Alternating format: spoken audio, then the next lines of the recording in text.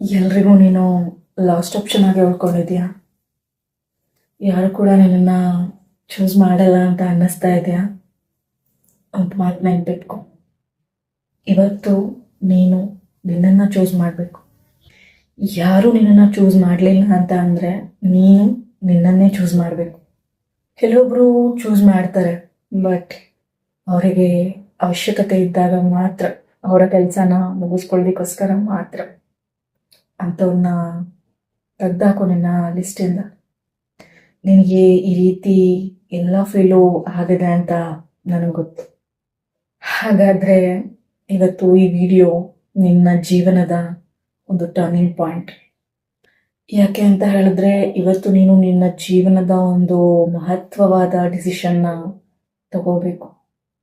ನೀನು ಯಾರಿಗೂ ಆಪ್ಷನ್ ಆಗಿರಬಾರ್ದು, ನಿನ್ನನ್ನು ನೀನೇ ಚೂಸ್ ಮಾಡ್ಕೋಬೇಕು.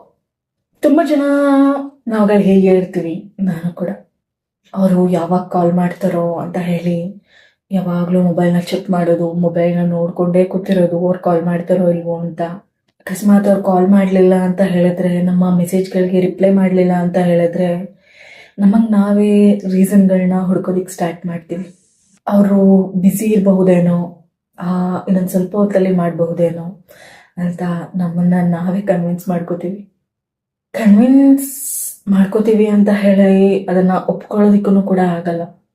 ಮನಸ್ಸು ಒಪ್ಕೊಳ್ಳೋದಿಲ್ಲ, ಮನಸ್ಸಿಗೆ ಸಮಾಧಾನನೇ ಸಿಗೋದಿಲ್ಲ ಇದರಿಂದ. ಮನಸ್ಸಲ್ಲಿ ಅವ್ರಿಗೆ ನಾನು ಇಂಪಾರ್ಟೆಂಟ್ ಅಲ್ವೇನೋ, ಅದಕ್ಕೆ ಹೀಗೆ ಮಾಡ್ತಿದ್ದಾರೇನೋ ಅನ್ನೋ ತುಂಬ ಪ್ರಶ್ನೆಗಳು ಕಾಡುತ್ತೆ. ಈ ಫೀಲಿಂಗ್ ತುಂಬ ನೋವು ಕೊಡುತ್ತೆ, ಬಟ್ ಮೂವ್ ಆನ್ ಆಗಬೇಕಲ್ಲ. ಇಲ್ಲಿ ಒಂದು ಹಾರ್ಶ್ ಟ್ರೂತ್ ಏನು ಅಂತ ಹೇಳಿದ್ರೆ, ಅವರು ನಿಮ್ಮನ್ನು ಚೂಸ್ ಮಾಡ್ತಾ ಇಲ್ಲ ಅಂತ ಹೇಳಿದ್ರೆ ಅವರು ಕೆಟ್ಟವರು ಅಂತ ಅಲ್ಲ, ನಾವೇ ವೇಟಿಂಗ್ ಮೂಡ್ನಲ್ಲಿದ್ದೀವಿ. ಸಮ್ಟೈಮ್ಸ್ ನಾವು ನಮ್ಮ ವ್ಯಾಲ್ಯೂಸ್ನ ಬೇರೆಯವರ ಡಿಸಿಷನ್ಗೆ ಬಿಟ್ಕೊಟ್ಬಿಡ್ತೀವಿ. ಇದು ನಮ್ಮ ಬಿಗ್ಗೆಸ್ಟ್ ಮಿಸ್ಟೇಕ್. ನಿನ್ನ ವ್ಯಾಲ್ಯೂ ನಿನ್ನನ್ನು ಯಾರು ಚೂಸ್ ಮಾಡ್ತಾರೆ ಅನ್ನೋದ್ರ ಮೇಲೆ ಡಿಪೆಂಡ್ ಆಗೋದಿಲ್ಲ, ಆಗಲೂಬಾರ್ದು. ಅದು ನೀನು ಯಾರು ಅನ್ನೋದ್ರ ಮೇಲೆ ಡಿಪೆಂಡ್ ಆಗುತ್ತೆ. ಒಂದು ದಿನ ನನಗೆ ಅರ್ಥ ಆಯಿತು, ನಾನು ಎಲ್ರಿಗೂ ಅವೈಲಬಲ್ ಇದ್ದೀನಿ, ಆದರೆ ನನಗೆ ನಾನೇ ಅವೈಲಬಲ್ ಇಲ್ಲ, ನನಗೆ ನಾನೇ ಟೈಮ್ ಕೊಟ್ಕೋತಾ ಇಲ್ಲ, ನನ್ನನ್ನು ನಾನೇ ಚೂಸ್ ಮಾಡ್ಕೋತಾ ಇಲ್ಲ. ನಾನು ಆ್ಯಂಡ್ ನೀವು ಎಲ್ಲರ ನೀಡ್ಸ್ನ ಪ್ರಿಯಾರಿಟೈಸ್ ಮಾಡ್ತೀವಿ, ಬಟ್ ನಮ್ಮನ್ನು ನಾವೇ ಪೂರ್ತಿಯಾಗಿ ನೆಗ್ಲೆಕ್ಟ್ ಮಾಡ್ಕೊಂಡ್ಬಿಡ್ತೀವಿ. ಅದನ್ನೇ ನಾನು ಚೇಂಜ್ ಮಾಡಿಕೊಂಡೆ. ಆ ದಿನದಿಂದ ನಾನು ವೆಯ್ಟ್ ಮಾಡೋದನ್ನು ಸ್ಟಾಪ್ ಮಾಡಿದೆ ಕಂಪ್ಲೀಟ್ಲಿ. ನನ್ನನ್ನು ನಾನೇ ಚೂಸ್ ಮಾಡೋದಕ್ಕೆ ಸ್ಟಾರ್ಟ್ ಮಾಡಿದೆ. ನೀನು ಕೂಡ ಇವತ್ತಿಂದ ಒಂದು 3 ಸಿಂಪಲ್ ಸ್ಟೆಪ್ನ ಫಾಲೋ ಮಾಡು. ಮೊದಲನೇದಾಗಿ ಬೌಂಡರೀಸ್. ಎಲ್ಲರಿಗೂ ಎಸ್ ಅಂತ ಹೇಳೋದನ್ನ ಮೊದಲು ಸ್ಟಾಪ್ ಮಾಡಬೇಕು, ನೋ ಅಂತ ಹೇಳೋದನ್ನ ಕಲ್ತ್ಕೋಬೇಕು. ಇದು ಸೆಲ್ಫಿಶ್ ಅಲ್ಲ, ಸೆಲ್ಫ್ ರೆಸ್ಪೆಕ್ಟ್. Stop chasing. ಅವ್ರ ಕಡೆಯಿಂದ ರಿಪ್ಲೈ ಬರ್ತಾ ಇಲ್ಲ ಅಂತ ಹೇಳಿದ್ರೆ ನಿನಗೆ ನೀನೇ 1000 ಪ್ರಶ್ನೆಗಳನ್ನ ಹಾಕೊಂಡು ಹಾಳು ಮಾಡ್ಕೋಬೇಡ ನಿನ್ನ ಮನಸ್ಸನ್ನು. Silence is a answer. 3ನೇದು, ಬಿಲ್ಡ್ ಯುವರ್ ಲೈಫ್. ಡೈಲಿ ರೊಟೀನ್ನ ಕ್ರಿಯೇಟ್ ಮಾಡು. ವಾಕ್ ಮಾಡೋದಾಗಿರ್ಬೋದು, ಹೊಸ ವಿಷಯಗಳನ್ನ ಕಲಿಯೋದಾಗಿರ್ಬೋದು, ಅಥವಾ ಕಂಟೆಂಟ್ ಕ್ರಿಯೇಷನ್ ಆಗಿರ್ಬೋದು. ಸಣ್ಣ ಸಣ್ಣ ಸ್ಟೆಪ್ಗಳನ್ನ ಇಡ್ತಾ ಹೋಗು, ಅದು ಬಿಗ್ ಚೇಂಜ್ನ ಮಾಡುತ್ತೆ.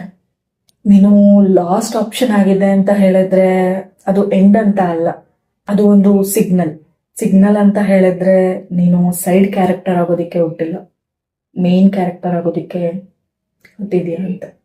ನಿನ್ನನ್ನು ನೀನು ಚೂಸ್ ಮಾಡುವಂತಹ ದಿನ ಸ್ಲೋಲಿ ಅಲೈನ್ ಆಗ್ತಾ ಹೋಗುತ್ತೆ. ಒಂದು ದಿನ ಅದೇ ಜನ ನಿನ್ನ ಆಬ್ಸೆನ್ಸ್ನ ನೋಟಿಸ್ ಮಾಡ್ತಾರೆ, ನಿನ್ನ ಸೈಲೆನ್ಸ್ ವ್ಯಾಲ್ಯೂಯಬಲ್ ಆಗುತ್ತೆ, ನಿನ್ನ ಗ್ರೋತ್ನ ನೋಟಿಸ್ ಮಾಡ್ತಾರೆ. ಬಟ್ ಆಗ ನಿನಗೆ ವ್ಯಾಲಿಡೇಷನ್ನ ಅವಶ್ಯಕತೆ ಇರೋದಿಲ್ಲ. ಯಾಕೆ ಅಂತ ಹೇಳಿದ್ರೆ ಆ ಸಂದರ್ಭದಲ್ಲಿ ನೀನು ಆಲ್ರೆಡಿ ನಿನ್ನನ್ನು ಚೂಸ್ ಮಾಡ್ಕೊಂಡಿರ್ತೀಯ. ಈ ವಿಡಿಯೋ ನಿನ್ನ ಮನಸ್ಸಿಗೆ ಸ್ವಲ್ಪ ಆದರೂ ಟಚ್ ಆಗಿದೆ ಅಂತ ಹೇಳಿದ್ರೆ ಕಮೆಂಟ್ ಮಾಡಿ ತಿಳಿಸು, ನಾನು ನನ್ನನ್ನು ಚೂಸ್ ಮಾಡ್ಕೋತೀನಿ ಅಂತ.